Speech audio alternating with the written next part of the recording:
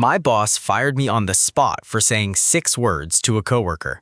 6 words that are completely 100% legal to say in any workplace in America. I make $52,000 a year. What happened next cost my company over $300,000 and ended 3 careers. I've been working at Meridian Financial Services for almost 4 years. It was a mid-sized accounting firm, nothing glamorous, but steady work. I started as a junior analyst and worked my way up to senior financial analyst. I thought I was doing well. My performance reviews were always positive. I stayed late when projects demanded it. I trained new hires without being asked. The problem started when they hired Marcus. Marcus came in as a financial analyst, same title I'd had 2 years prior. Nice guy, honestly. Late 20s, fresh energy, eager to learn. We sat in adjacent cubicles and naturally we became friendly.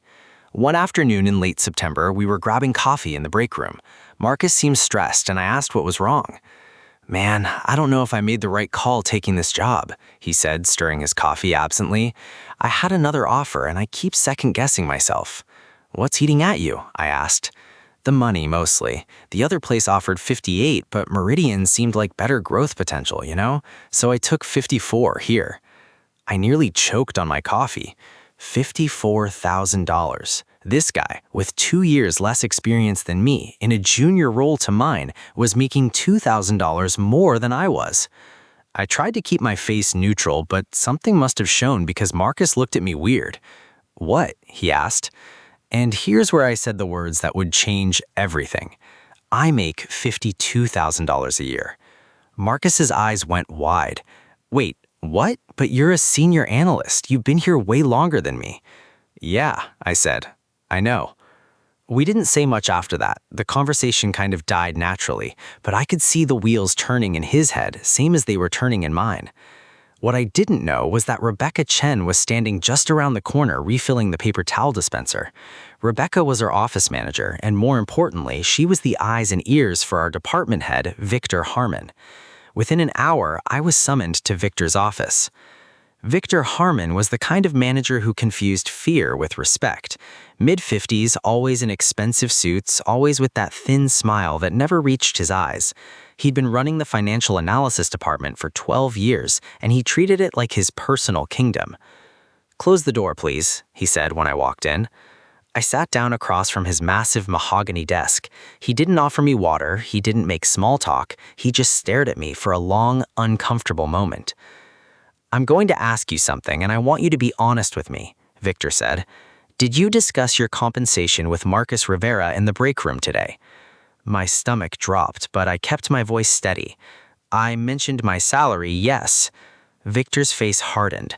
"That is a direct violation of company policy. You signed a confidentiality agreement when you were hired. Section 12, paragraph 3 clearly states that compensation information is proprietary and not to be shared with other employees."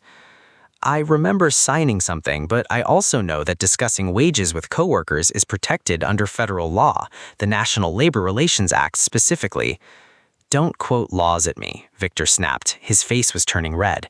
"This isn't about laws. This is about company policy. This is about trust. This is about respecting the organization that signs your paychecks." "With respect, sir, the law supersedes company policy." Victor stood up so fast his chair rolled back and hit the wall. "You know what your problem is? You think you're smarter than everyone else. You think rules don't apply to you."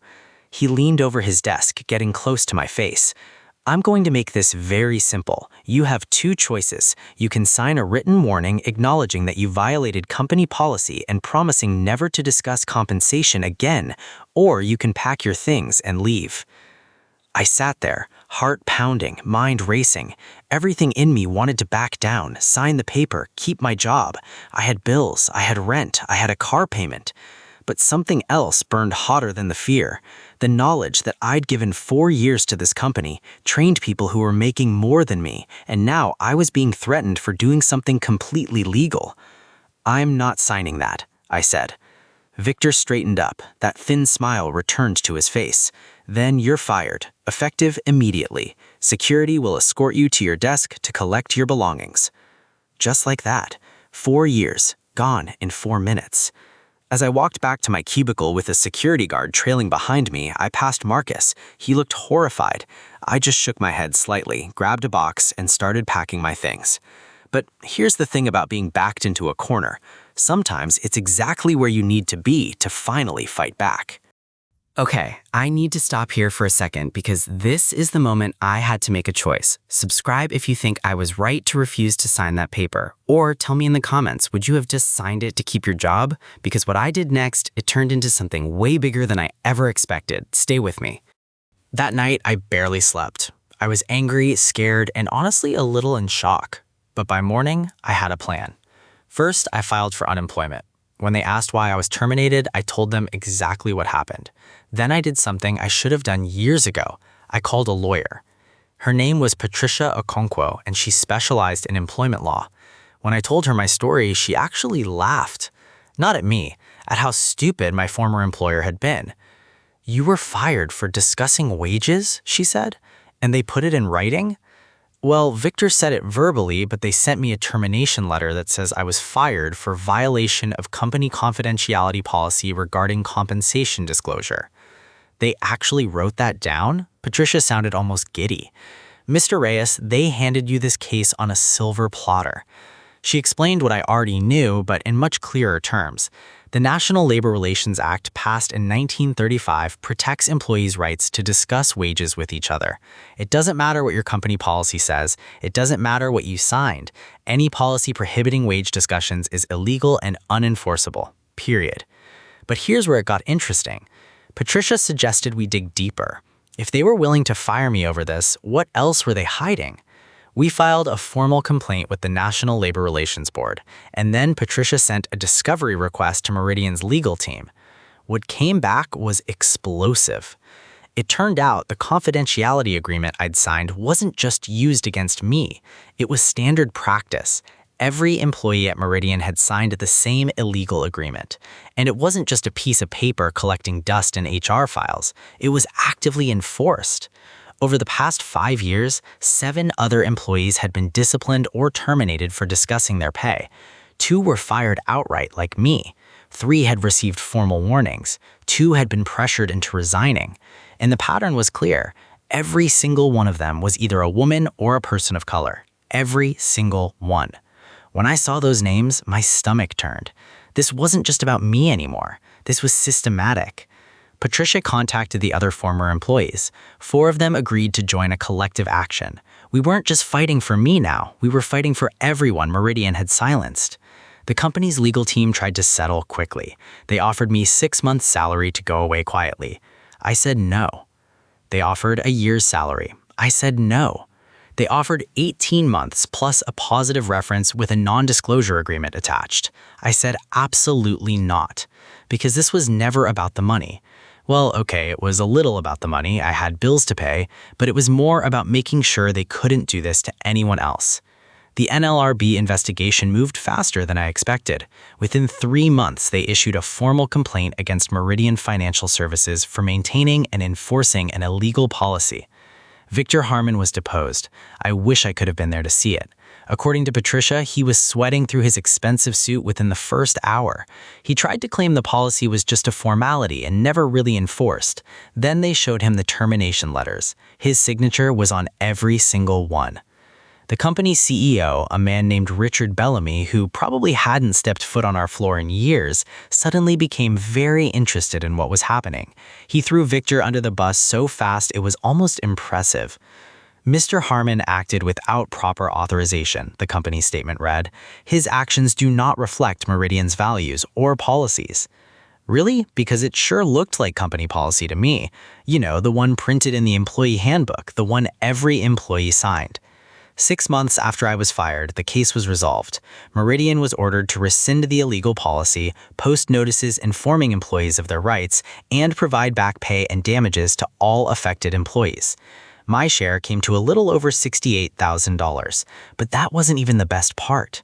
Victor Harmon was terminated, not for breaking the law, of course. Officially, it was restructuring, but everyone knew the real reason. He'd become a liability.